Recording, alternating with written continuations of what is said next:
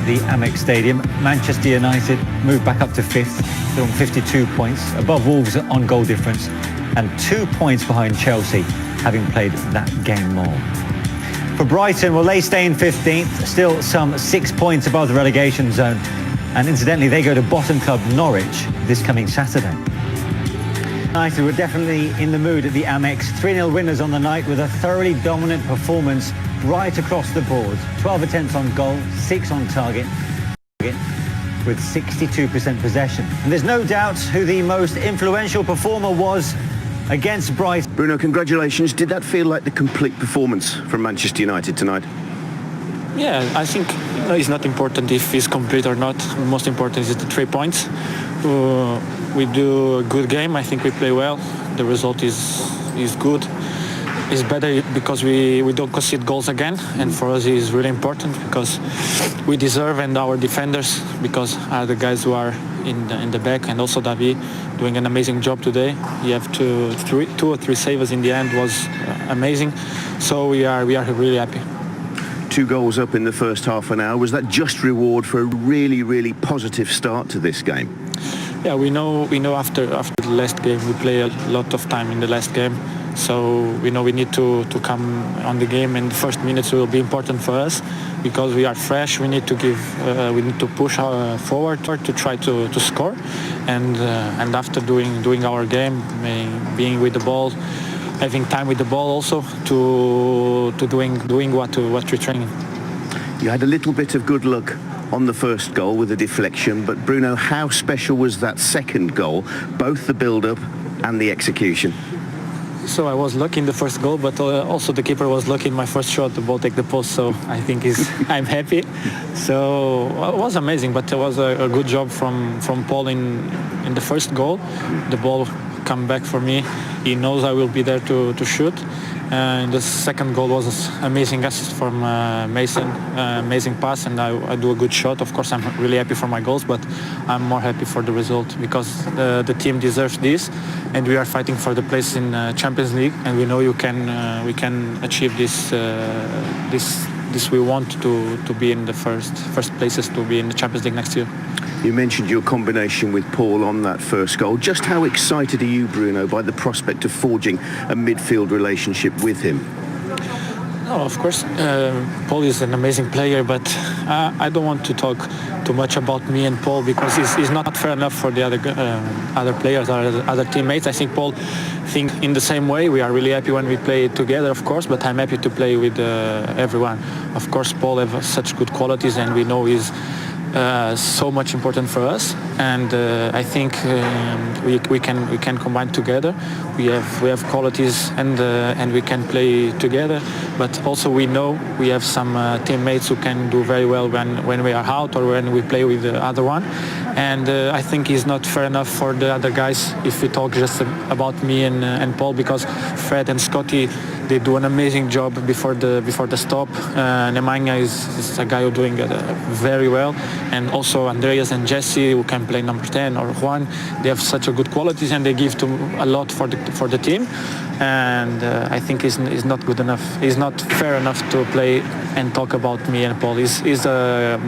We are a team. We're training together. They push me to do better. They push Paul to do better. I push Paul. Paul push me. So I think at the end is a teamwork. Bruno, well said. Very well played tonight. Thank you. What a performance from him tonight. He's clearly very modest and very humble too, Dion. It's just nice to hear that he's so good. He's getting goals, he's getting assists, but it's still not about him. And for him to say it as well as, he's probably that kind of person, but he's said it out loud. He wants people to know it's not just about me and Paul. Yeah, we're okay, but other people, for us to do our job, he's mentioned Matic and McTominay and the other players. It's all about a team effort, you know what I mean? He's classy, isn't he? Yeah. He's classy on the pitch, but his interviews are about Fred, McTominay, Matic, the people around him that actually give him the platform to play. And I think we'd all agree that Fernandes, Fernandes and Pogba are the star players. They're the ones. I mean, Dion made a great point off. The minute that them two went off, we got a bit bored because the quality went off the field. They are the star players, but ultimately, we said, I think Matic is playing really well and it's giving them the platform to play. He's a class act, and I think if he can maintain this, he could become one of the great players for Manchester United. Interesting you say that, because after Pogba and Fernandes went off, Brighton seemed to fashion a couple of decent chances, which almost spoke volumes at the time. But let's have a look at the first of both of Fernandes' goals. I mean, a touch of fortune in the end, in that it came off a deflected effort, but he finds himself in the right positions, doesn't he, to score these goals? He does. We spoke at half-time about that ball there went out. We'll probably see it again in a minute, but you know, it's about the positions that he takes up. It's about the rhythm of the play, the passes that they take. You see, they're always combining with each other. They trust each other with the ball. They're playing with confidence, the three central midfield players. Shaw, I thought, had a really good game tonight as well.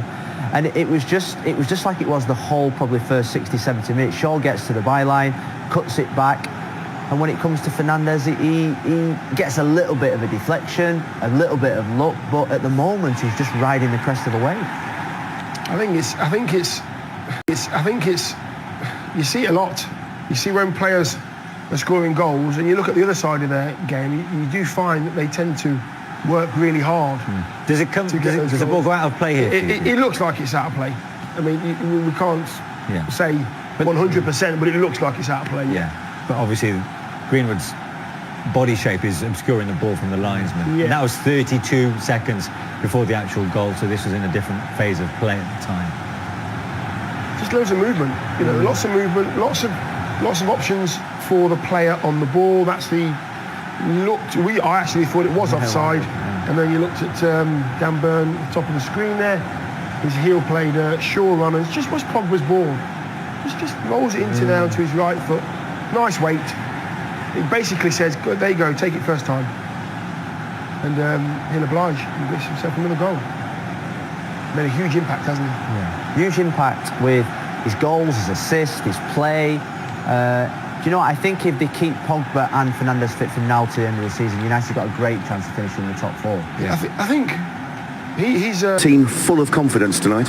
Yeah, I think so. I think they're full of confidence and, of course, full of quality as well. I think the boys played some exceptional stuff. I think it's always hard to play against Brighton, Graham's team, to keep the ball well. We pressed well, and I think we started really well, and was just waiting for that moment to get a goal, and Mason's first was brilliant. It was. You've been calling on your strikers, haven't you, to score more goals, even more goals to stay in the team. How did you feel Mason Greenwood answered that call tonight? I played fantastically. He's a young kid, and he's a special kid, so we know when he gets faced open, looking forward, he's dangerous. But then I thought his hold-up play and his general play as well, link-up play today was great. Was it a goal that you would have been proud of? Yeah, definitely. He's got a knack of that. He can go inside, he can go outside. He's just as good with his right foot as his left foot. So he's developing into a fine player. 2 more goals tonight from Bruno Fernandes. How enjoyable was that second goal, both the build-up and the execution, to witness as manager? Well, you know, good defending on a set play, and we know we've got pace. We want to counter quickly. We want to go forward quickly, and great pass by Nemanja, great cross by Mason, and fantastically finished by Bruno. So very, very happy with all the goals, to be fair. Tonight was all about getting 3 points towards Champions League qualification. What statement do you think, not just the result, but the performance has sent out tonight? I don't care about any statement. I know we're a good team. We just focus on this game, look to the next one. Now it's Saturday, Bournemouth, so we've just got to recover. Great to get the 3-0 early, so I can take Bruno and Luke off, because they've had a hard weekend with 120 minutes in the cup. So that worked out well. Ollie, well done tonight. Thank you. He plays and he speaks like a professional. Yeah. Do you know what I mean? It was a professional performance by United tonight. Took the players off that were affecting the game, looked after them. But the whole thing about the performance was very professional. We'll come away remembering the third goal, Bruno Fernandes' second, which was in many ways, Phil, vintage Manchester United. It was. When you talk about the United of old, this is it. It comes to Matic, 2-touch out wide. This is Mason Greenwood. I think I said Rashford at half-time, but Mason Greenwood going down the wing, spots Fernandes at the far post, inch perfect. And that was unbelievable counter-attack play from one end to the other with speed, with quality. I mean, this pass from Matic, we've not spoke about Matic in this yet, but that pass is fantastic. And Greenwood, who I thought was great all night, Dion. Yeah, just all night, Dion. Yeah, just 2 touches. Matic, touch. 1 touch from Mason. And he has a little look up and he's thinking, if I just leave it in front of him, he can come on to this. And you know what? Sometimes you don't hit them as well as you want to. Sometimes when you don't hit them well, they work out well. And that's exactly I love this. It's great. I love this. This is one of the highlights for me since we've come back. Obviously, no fans in the stadium. No. Seeing the reaction, obviously, on Zoom, it's fantastic. Those are the United fans watching on from right around the world. And just look at the impact Fernandes has had. 8 appearances in that time. He's been involved in 8 goals. 5 goals scored directly, 3 assists. Total shots 30, and that is telling in itself, and that is so much more forward thinking. He drives those around him on. Do you know what? I think Kevin De Bruyne is the best midfield player, probably, definitely in the Premier League, but in the world. But from Fernandes arriving, I think Fernandes has been at that level of influence. You know, obviously he's got to sustain that for a long period of time. Yeah. But in terms of influence, I think he's at that level of Kevin De Bruyne. Only because players around you, when you see a player coming in that's doing what Fernandes is doing, you up your game.